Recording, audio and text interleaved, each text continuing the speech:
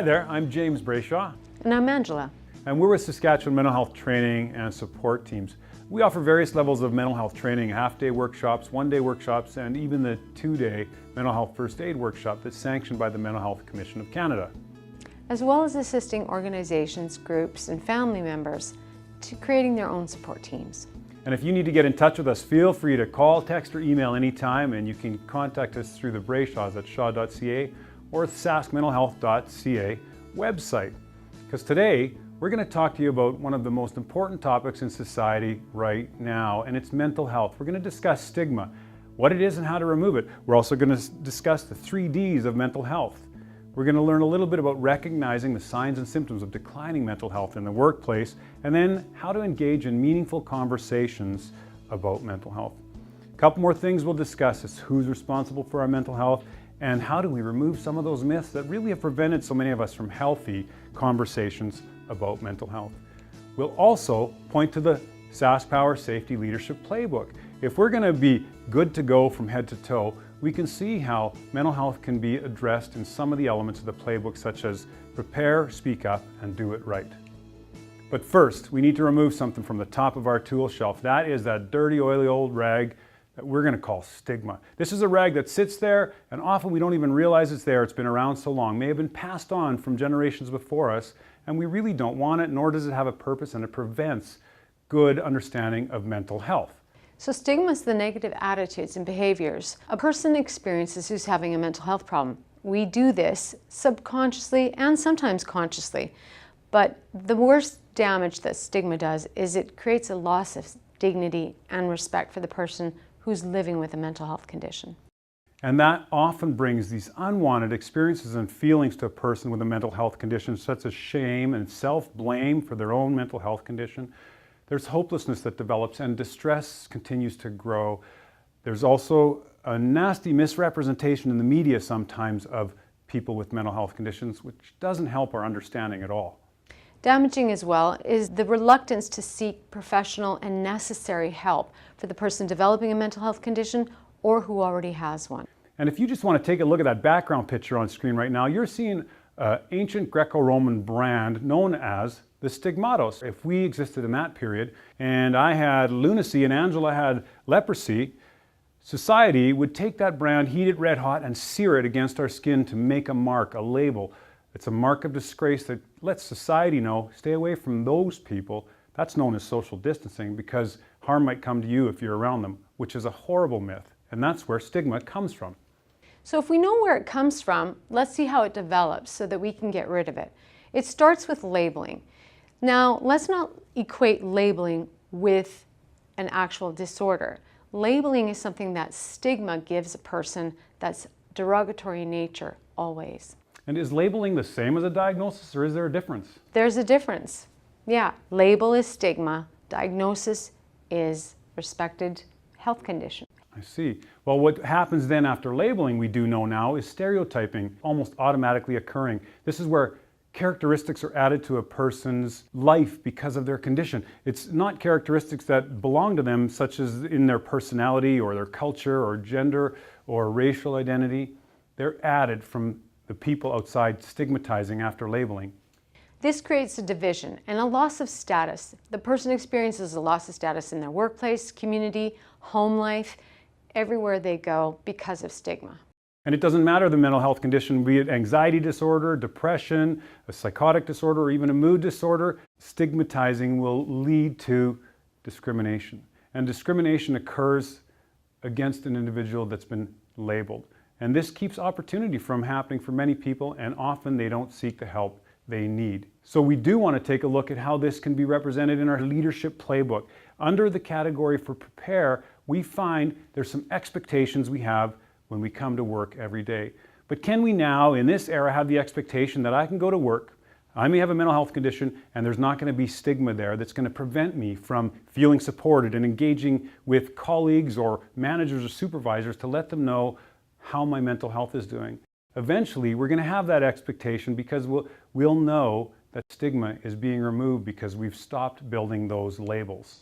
So let's use something in our toolbox that is useful. The 3 Ds of mental health. That's distress, disruption, and disability. These all have different degrees, but distress, let's define it. We all experience stress in our daily life, and our natural coping mechanisms will help us recover. A person experiencing distress, that means there are excessive amounts of stress that's actually overwhelming their natural coping mechanisms. If that goes unnoticed and untreated, disruption is the next phase. And that's the level of impairment that others begin to see. My mental health is declining. If that goes unnoticed and untreated, disability is what is next. And that's when all areas of a person's life are affected negatively by their mental health condition. That means work, home, school, every area of their life is impacted negatively. Well, and Angela, can I ask the question about how much we're going to see this? Will it happen over a couple days, or does it have to occur over a longer period? Well, this happens in patterns. We have to know a person well enough to know what their regular moods and what the regular behavior patterns are in order to determine if we're looking at 3Ds. So then it becomes the case that if we see these patterns, then we can also begin seeing them develop in the signs and symptoms of declining mental health in the workplace. Now, noting there's several of them, they're quite simple, and often they're not connected to mental health, but perhaps people are seeing these signs and symptoms as just a person who's poor at their job or has a sense of apathy for working here in this industry. But the truth is, declining mental health symptoms result in absenteeism many times, and even in presenteeism. If you're not familiar with presenteeism, that's that thing where you show up at work and you're sitting at your desk or in your truck or on the job site, and you're really not doing the work that's assigned to you or that you want to get done. You're just kind of disconnected. But when this happens in a pattern day after day, it could be related to mental health and declining mental health. Then we see missed deadlines. We see other things such as conflict with relationships at work that never used to exist. And we see the quality of work start to slip and reduce for individuals experiencing declining mental health. This is an important one to take note of, how people experience anxiety and fearfulness, and there's a loss of confidence as well that takes place, not just from declining mental health, but also if somebody may have had an incident where they've had a crash with a company vehicle or had an incident with a piece of heavy equipment. Now they're no longer confident to operate that in the way they used to be confident to do so. Let's take a moment with loss of confidence and anxiety. Anxiety, we know, is uncertainty, but a loss of confidence could also indicate that trauma has occurred, because in high-risk careers, traumas can occur, and if that goes unnoticed and untreated, that affects part of the brain that the emotional, memory, and learning centers are involved. I see. And that can also lead to reduced productivity, to withdrawal or reduced participation in social activities that one used to be participating in willingly. So appearance changes. We all know what to wear and how to dress and what kind of footwear we need to wear to work. But appearance changes also could mean that a mental health condition is developing in a person whose appearance has changed suddenly. So we know that mental health conditions can be very isolating if there's a lack of supports or the lack of right supports. And if we know this ahead of time, then we can prepare ourselves to have a non-stigmatizing conversation and go in with the right intentions in a conversation.